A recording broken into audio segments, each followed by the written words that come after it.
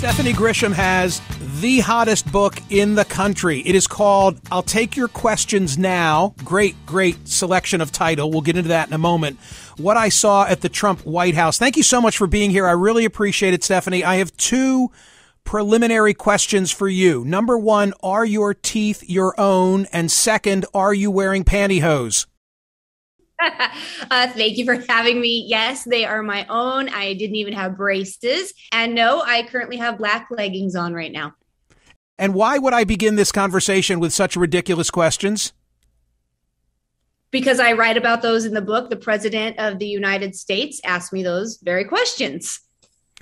I might add. Just as randomly. He has no filter. I mean, he has no filter. There's that vignette in the book where he pulls you aside. It may have even been the pantyhose conversation on Marine One. And he says, hey, you know, that supporter of ours in Arizona, you got to call her and tell her what? Not to wear a sleeveless outfit. Tell that story. Yes, we were headed to Arizona, actually, and we were on Air Force One. And he pulled me into his cabin and said, you know, do you know this person? And I said, yes, I do. And he said, do me a favor. You gotta tell her to stop wearing sleeveless outfits. It's not flattering and she doesn't look good, but I can't do it. I can't do it with Me Too and all. So you gotta tell her not to wear those. And that I did not tell him that. Right. But just another day at the office for that kind of unfiltered conversation. The other one that's top of mind is that Stormy Daniels had made certain allegations about his manhood, pulls you aside. He wants you to know, I guess this is in reference to the toadstool allegation that, hey, everything's okay down there. Yes, that one was, it was worse for every imaginable way, but that one was bad because he actually called me from Air Force One and he called me to see if we were going to comment because I was working in the East Wing at the time. So he called me to see if we were going to comment about it. And then he proceeded to just talk to me about how everything was okay down there. And if you take a phone call from Air Force One, it's still surprisingly not smooth. And so everything's very cut up. And so he'll say something and then there's this long pause. And then I'm like, yes, sir. And then there's this long pause and he continued on. So it was for sure the most awkward conversation I've ever had in my life. So I was reading the book and I was consuming all of these anecdotes, all of the vignettes that you present. And what I was saying is that same lack of filter that makes him comfortable in telling you about his manhood or asking for your assistance to school the Arizona woman how to dress, et cetera, et cetera, et cetera. It is both his greatest deficiency and it is why he got elected, because that willingness to say whatever the hell was on his mind is what people loved about him in 2016. And a lot of people still loved about him in 2020. It's what I loved about him in 2016. I saw him at his rally in Phoenix, that very first one with so many people. And not only did just me listening to him, I loved everything he was saying because he spoke so plainly. And I watched everyone in that room just be transfixed by him. And that's why I initially joined his campaign. And, I got to say, even throughout my time in the White House, a lot of times he would say those things and it didn't bother me. It was funny to me. I mean, he was just like a kind of a funny old uncle or something, just talking to you and saying things out of the blue. So to those who have watched the rollout of the book and have watched you in your television appearances so far, might be listening to this right now, who say, Stephanie Grisham, it is too little, too late. You would say what? I'll help you in this regard by saying that this book, I think, is very harsh on you, the author. You pulled no punches about yourself. Yeah, well, I don't think you can write a book and talk about the things that I talked about and not take some responsibility. I just don't think that would have been fair. And when I decided to write the book, I promised myself it would be authentic and good or bad. It would just lay out all the facts. And, I would say to anybody who said too little, too late, I understand. And that's fair. But for me, I've been so far removed from Trump world. I called it kind of being deprogrammed. And that's the only way I can really describe it. But I've been, in middle America and watching things from afar. And I'm watching him continue to push the election lie. And I'm watching him try to put people who will do his bidding in Congress. And so while the book may be too little too late in terms of that part of our administration or that first administration, I don't think it's too little too late when it comes to 2024. If people think that our first administration was bad and everybody there who worked there was bad, I would love for people to try and imagine who he's going to have working for him in that White House in 2024. You write in the epilogue, it has occurred to me as I've been writing that I seem to be blaming everyone but myself for how things turned out for me in the White House, especially in the last 6 months. According to me, I was the victim of COVID, of Meadows and his people, of my ex, of the former East Wing chief of staff, of some of my own East Wing staff, of some West Wing senior staff, of the president, and even the first lady at the very end. And then further along in the paragraph, you say people need to hold themselves accountable to situations so that they can learn from them and apply them in the next chapter of their life. And that includes me. Is that what you most want people to know who would be critical of you as to a Johnny-come-lately approach? Yeah, I mean, certainly that point, but also I am at a place now where I don't need to be liked. I don't know if that makes sense because everybody wants to be liked. Everybody wants to be liked. But, I've gone kind of back to basics, which has been fantastic. And by that, I mean, I have been spending time with my family and my friends, many of whom I had neglected. And I have been reconnecting with just real down to earth people. Like one of my neighbors is a prison nurse and one of my neighbors drives an oil rig. And I'm listening to them about their lives and the issues in their lives. And so for me, I'm good now. I don't need people's approval. I just wanted to get that story out there. The epiphany moment for you comes when you are literally sanding floors. And I'm paraphrasing the discussion on page 304, but you now recognize, hey, I've been in abusive relationships in the past, and this work environment was itself an abusive situation. Is that fair? Is that how you characterize it? Yes, that is. And as I've thought about that even more, just doing this book tour, as I was sanding that floor, I was sanding that floor in the very first house I've ever owned in my life. And I was thinking about, here I am in my 40s and I have been around some people who have treated me really poorly. And now I have my own house and I have my own car and nobody's going to ever hurt me again. And that's kind of how that thinking evolved. I don't know if that sounds weird, but I drew a lot of parallels to some of my childhood abuse and then some abuse in relationships that I'd had with working in that particular White House. All my life, I dealt with abusive men. People who had lied to me, berated me, made me feel like shit. They kept telling me that I was crazy, I was psycho, I was emotional, and I couldn't believe my own eyes and ears. And I'd believed them, or I'd wanted to. I'd kept forgiving them, kept trying to get them not to abuse me physically or verbally. When that didn't work, I would convince myself that I was a bad person and that the way they were treating me was because of something I had done. When I read that, by the way, this is National Domestic Violence Awareness Month. I think I said that properly. When I got to that paragraph in the book, I thought, man, that probably speaks for a lot of women. Do you view yourself as a champion for women in that regard?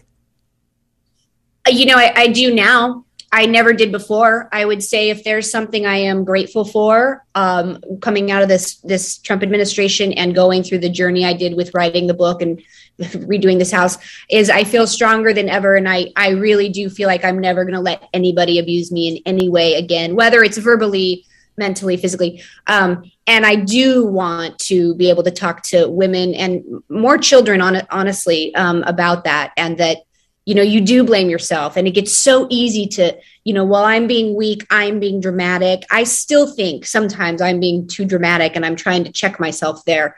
And I want women to know it's okay to speak out. And if it doesn't feel good, it's not good. That's okay. So I've had to tell friends, what do you make stupid talk about when you're wasting time and trying to be respectful to someone who's in your company? And you happen to be in the Oval Office at the time? The answer is you talk about French bulldogs. I think you'll probably remember that we had such a conversation while waiting for the commander-in-chief. You showed me a picture of your dog, and it was a very warm moment at a time when we were thinking about getting a French bulldog. By the way, it was just too damn expensive. But I read the book now, and I come to realize even that dog became a pawn in an uncomfortable and abusive domestic situation in which you later found yourself. Yes, that dog, Gus, that I had, it was my birthday present. And as you know from our conversations, I had pictures. I loved him. I'd always wanted one. And when I left my ex after a pretty abusive situation, he kept the dog and wouldn't let me have the dog. And that was horrible. And, it's funny, in writing the book, I wrote about it a little bit, and I kind of felt selfish writing about, I lost my dog, because COVID was raging on at that time. A lot of people were having a lot of problems at that time. But yeah, that was a really low time because, dogs are innocent in every way, and they're sincere. And he was just gone one day. What became of Gus? He is still with my ex and his now fiance. Okay, well, that's got to suck. So here is how I totally misjudged you. I always believed that you must have had some level of discomfort in speaking on a very public stage, and that for that reason you had said, I don't want to do the press avails. I don't want to play the traditional role of a press secretary. And therefore, in conversation with President Trump, it was determined that, he'd speak for himself and you would never go out and face the media. Having watched you in the last 24 hours and having watched you in some uncomfortable, maybe, settings, meaning you've availed yourself of questioning by people on the left and the right in the media, man, that is not the case. You've handled yourself very well. So what is the answer as to why you were not? I mean, the title of the book is I'll Take Your Questions Now. Why didn't you take people's questions then? Yes. So I chose the title of the book, and it's obviously self-deprecating awesome at me. Yeah. Hence, thank you. Not everybody thinks that, but it wasn't meant to troll the press, etc. That's why there's an empty podium. When I took the job, there's a few levels to it, but when I took the job, first of all, being press secretary had been my dream forever. So of course I wanted to be able to take the podium and spar with the press, and that was always my dream. But when I took the job, the president said he had already stopped the briefings. So Sarah hadn't done them for 6 months before she left. And he said, I want you to do TV. I want you to work with, the print media, but I don't want the briefings. I'll talk to the press. I do it better anyway. No more, we're not going to do briefings. You just need to go on TV. And I said, yes, sir, that's fine. I kind of hoped that, as time went by, I could, with the help of Mrs. Trump, because you remember I still worked for her, I was kind of hoping that, when it came time to take the podium, when it was an, important time, I would use her if he wanted me to say something kind of nutty or dishonest to make it so I wouldn't have to do that. In the meantime, I put people out at the podium, right? I put Secretary Mnuchin out at the podium. I put people out with regard to COVID. I put actual subject matter experts out there because I thought, unlike my predecessors and the woman who went after me, I was thinking if we could just have substantive people out there who can actually give the reporters answers and not have to get into sparring matches, that would serve the country. So that was my loose plan.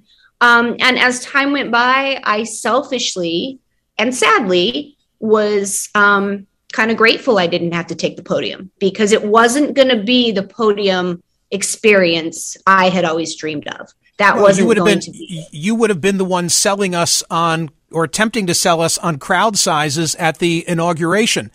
You also explained 2 news events. I mean, Stephanie Grisham was not only the White House press secretary and head of communications, she was also the chief of staff for the First Lady. You explained 2 of the times that the First Lady was very much in the news, including one that's the back jacket of the book. And she, the First Lady, is wearing, I really don't care, do you, the jacket. What's most interesting about this story is that the president is upset because it becomes an issue after she wears it, and he conceives of what will be the party line. The party line will be she was sending a message to the media. And what I found most significant about that, Stephanie, is that the First Lady just totally accepted it and went along with it. I found it significant too. That was one of the very few cases where I ever saw, she didn't like anyone to speak for her, first of all, even me sometimes, even I think she didn't like that she had a spokesperson in me. She just didn't like it, let alone her husband.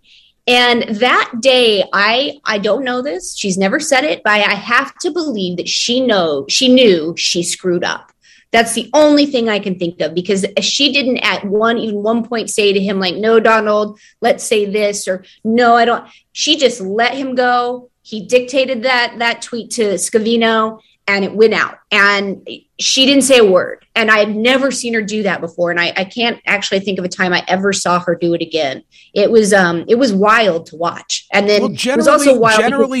Generally speaking, is she as deceitful as people believe him to be? No. Generally speaking, no. First of all, she's too private and doesn't talk to enough people to be deceitful, right? I mean, she really just doesn't talk to many people. I always, for the most part, found her to be a genuine person who cared very much for her son, who valued her privacy, who definitely loved her husband, but did not agree with everything he did, I think, like any marriage. And no, I don't think in general she's a deceitful person. You were, as one who's read the book cover to cover, you were, I think, not revealing about the inner workings of that marriage, which I have to think you have good knowledge of, that you know where the bodies are buried. And I'm not going to push you in that regard beyond what you wrote in the book, but I am going to ask you this. Did you make a deliberate decision that you would stay confined to certain issues and not get into others? Yes, I did. Okay, so tell me now, what didn't you tell us in the book? No, I mean, one kidding. thing I did. Go ahead, do tell. Give me something. No, I'm not going to tell you. But one thing I will say is, if you'll notice, their son's name is not in the book once. I definitely did notice, and I respected that. Because I knew you'd made about him. I knew you'd made a conscious decision just not to go there. Correct, and her medical procedure that there's a lot of things I did not talk about, and I made a conscious decision to.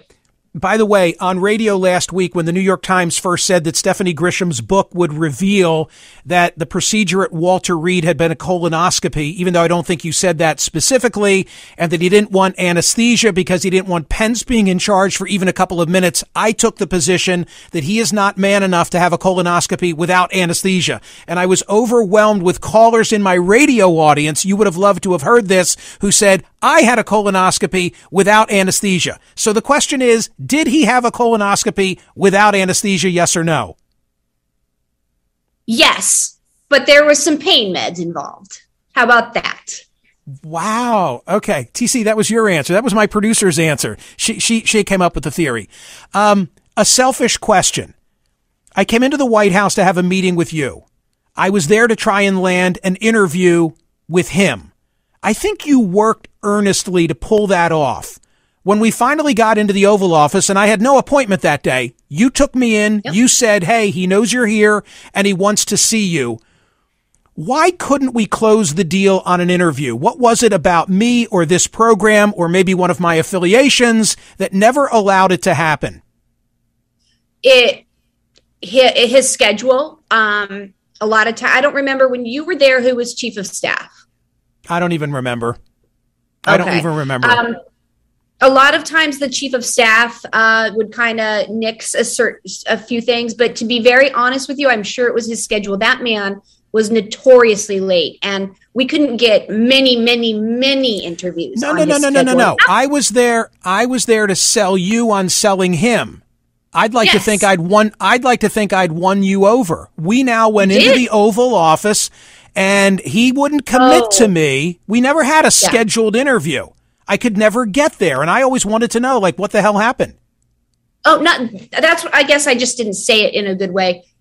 He didn't commit because he wouldn't commit to anybody. I mean, he at that point had learned, like, he generally wouldn't do any interviews until it was like, okay, now I read something that pissed me off, get them in here. So maybe you should have just made him a little bit more angry. I don't know. I always figured it was a CNN thing. Like I always knew that was never going to happen, that I could get him on CNN, but I always thought I could get him here on my radio program and speak to the POTUS audience, but I couldn't make that happen.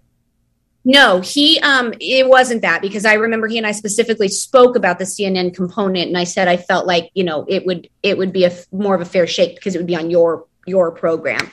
He didn't do radio a whole lot either. I don't think he liked it. If he wasn't on TV, if he wasn't the star and on TV, he kind of didn't like that either.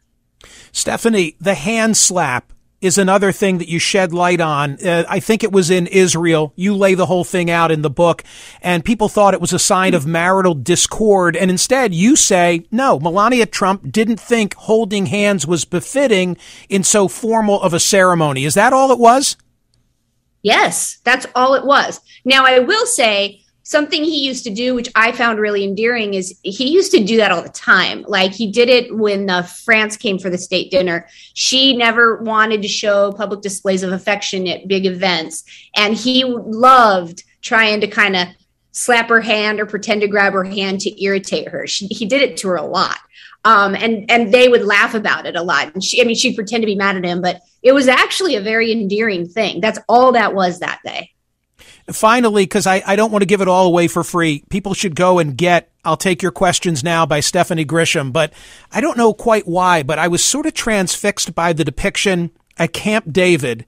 If you want to get Donald Trump to just calm the hell down, stay off the phone, and pay attention to something, then what you need to do is get him popcorn and maybe a diet soda, put him in front of the TV screen, and roll Sunset Boulevard. Like, holy crap. Yeah. By the way, I love the original, and saw the show on Broadway 3 different times, but I just never took him for a Sunset Boulevard guy. Well, I hadn't seen it. I didn't know what it was. And so the first time I saw it was with him at Camp David. But you're right. And, that was one of his favorites. And I've never seen him so excited before, that I hadn't seen it. And he was so excited for me to watch it. But every time we watched a movie, be it at Camp David or at the White House Theater, he was quiet the whole time. He was not on his phone, and I watched, I think, 5-ish movies with him. And every time just quiet, not antsy, nothing. It was really something. Why? I wonder why. Hey, final question, and I mean it. Why the Rolling Stones, you can't always get what you want? Why that on the set list? It seems so counterintuitive to say to a political audience, you can't always get what you want. And I regret not asking Trump that question myself when I had the opportunity. What's the answer? He was trolling Democrats. He was like, you can't always get what you want. You're going to get me. He was trolling Democrats. Yeah, that's it, huh? Do you think he'll be trolling Democrats again in 2024? I hope not. I didn't think so at first, but in the last, 2-ish months, I've changed my mind, and I think he will. I don't think he can give up the power in the spotlight. Stephanie Grisham, I wish you all good things with the book. Thank you so much for being here. I really thoroughly enjoyed reading it, and I wouldn't say it if it weren't the truth. Thank you very, very much for having me. It was fun.